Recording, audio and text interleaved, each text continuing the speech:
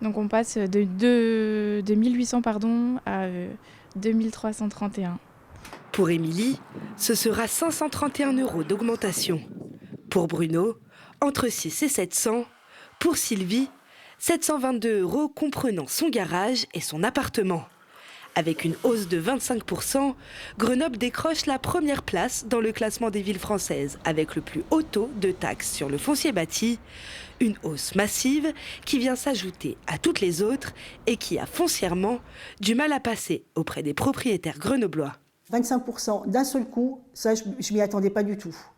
Rajouter aux 7%, c'est trop, beaucoup trop. Mais on n'a pas le choix. Très surprise et un peu en colère. Ça représente un véritable effort parce que mon épouse et moi-même, nous sommes retraités. Donc c'est forcément au détriment d'autres choses. Nos calculs, il faut qu'on les fasse et qu'on les refasse. Ça représente par exemple une partie des vacances.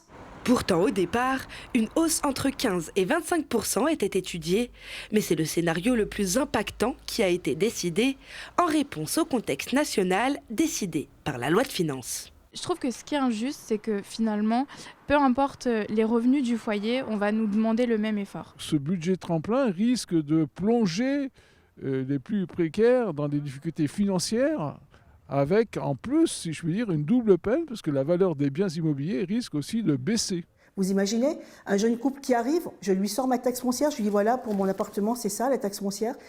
Pour la même superficie, il va aller dans une petite commune à côté, il va se dire je vais plutôt que de payer autant de taxes foncières, je vais acheter dans une autre petite ville autour de Grenoble et je paierai moins cher. Donc voilà, ça va être compliqué, je pense, pour l'immobilier aussi.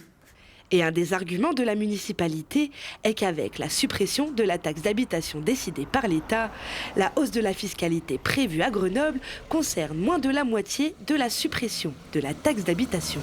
Les ménages qui ne payent plus de taxes d'habitation ont choisi d'affecter cet argent complémentaire à autre chose. Donc nous, typiquement, on a choisi d'en profiter en fait, pour changer les fenêtres de l'appartement. Donc en fait, on investit de nouveau dans notre appartement. Ce n'est pas à eux de décider en fait à quoi on va l'affecter. Je trouve que ce n'est pas un argument.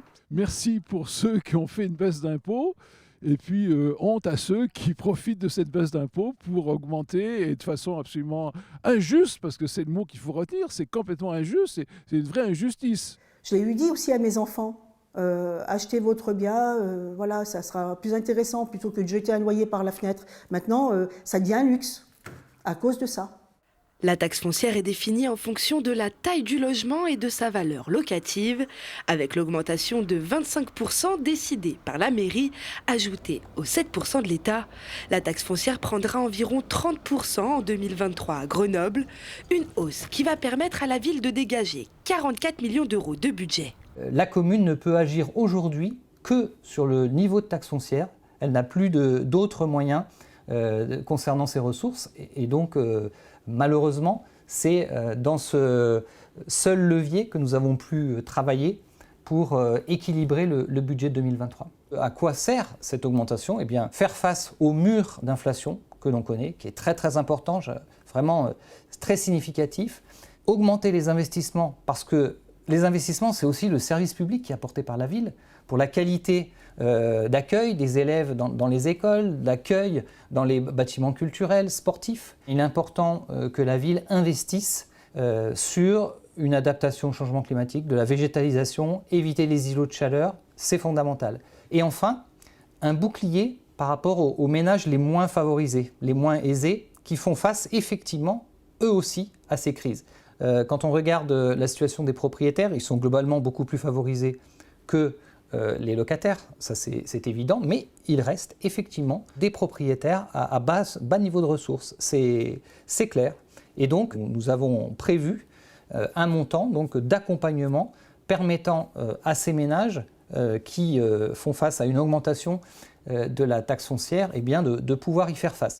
Et les frais d'inscription à la cantine pour les enfants des ménages modestes devraient diminuer en 2023, en plus de la mise en gratuité des musées municipaux, excepté l'exposition temporaire du musée de Grenoble.